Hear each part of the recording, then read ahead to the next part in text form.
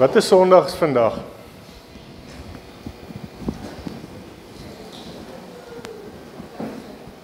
Tien dae terug het ons Hemelvaart gevier. So vandag is Pinkster. Vandag is Pinkstersondag. Nou Pinkster is afgelei van die Griekse woord Pentekoste, wat letterlik beteken die 50ste dag. Jesus het gesê dat hy 50 dae na sy opstanding 'n helper, die Heilige Gees sal stuur om sy disippels wat in Jerusalem bymekaar was. Hoekom was hulle daar? Hulle het die Joodse Wekefees gevier.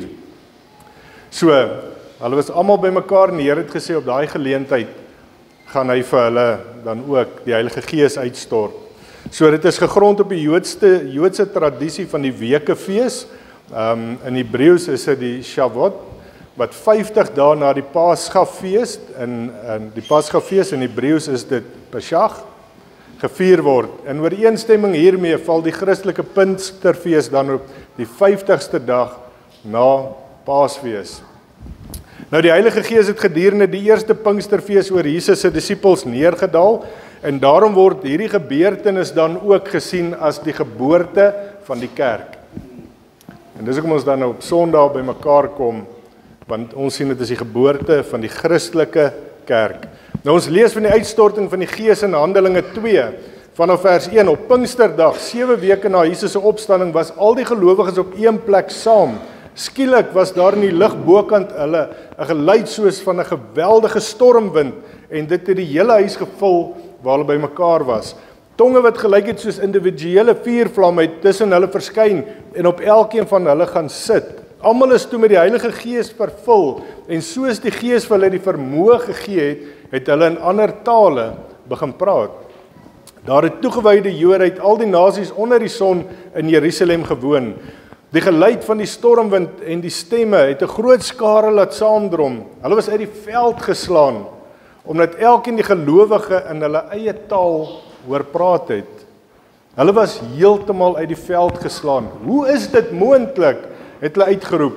Almal wat hier praat is Galileërs, en tog hoor ons hulle in ons moedertaal praat.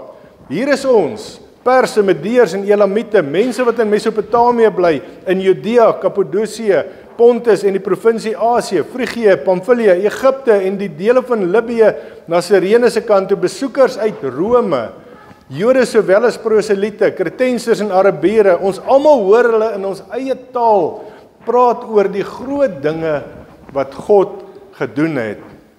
Hulle was almal uit die veld geslaan. Wat kan dit tog beteken? Het party van hulle mekaar gevra.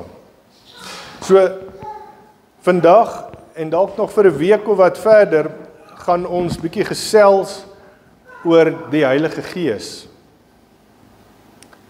Ons is eintlik ongelooflik gelukkig dat ons leef in 'n tyd waarin ons die volheid van God soos geopenbaar in die persoon van die Vader, van die Seun en van die Heilige Gees kan ervaar. Ons sien al hierdie dinge, ons sien elke ene se persoonlikheid, ons ervaar elke ene van hierdie 3 eenheid van God. Baie mense verstaan die Vader en die Seun, maar rondom die Heilige Gees en sy persoon en sy werk is daar baie misterie. Daar's baie verwarring, daar's baie onsekerheid. Daar's ook in 'n sekere mate vrees wanneer ons praat oor die Heilige Gees, want wat in sekere Pinkster of charismatiese kerke gebeur, kan toegeskryf, en wat hulle dan toeskryf aan die werk van die Heilige Gees, is vir ons baie keer bietjie dodgy. En dit maak ons bietjie senuweeagtig en ons staan so bietjie terug, want as die Heilige Gees so werk, dan is ek bietjie skrikkerig, dan staan ek 'n bietjie weg, want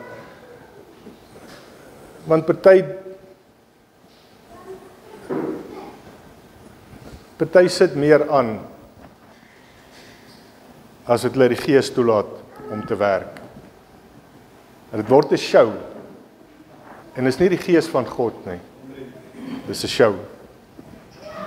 Maar tog is daar die egte en die werklike ervaring en die werking van die Heilige Gees. Daai dag toe jy tot wedergeboorte gekom het, Die dag toe ek tot wedergeboorte gekom het en die Gees van God het in my gewerk, ek sal dit in my lewe nie vergeet nie. Dis 'n kragtige werking wat gebeur het. Ek het vir 3 weke aan mekaar gehuil, ek het in hierdie workshops op en af geloop en gehuil. Want daar was 'n werking van die Gees van God in my hart. Wie is die Heilige Gees?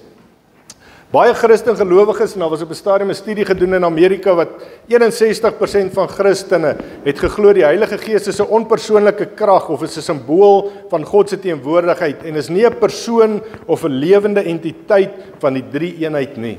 Mense verstaan nie wie die Gees van God is nie. Maar dit soos dit hulle hom sien as 'n onpersoonlike krag of 'n simbool is nie wat ons in die Nuwe Testament lees nie. En is ook nie die belofte wat Jesus gemaak het voordat hy weg is na sy Vader toe nie. Die Heilige Gees is 'n persoon. En ons kan dit duidelik sien in Jesus se woorde en beloftes in Johannes 14 vers 16. Ek lees dit gou vir ons. En ek sal die Vader vra en hy sal vir julle 'n ander raadgewer stuur om vir altyd by julle te wees. Dit is die Gees van die waarheid.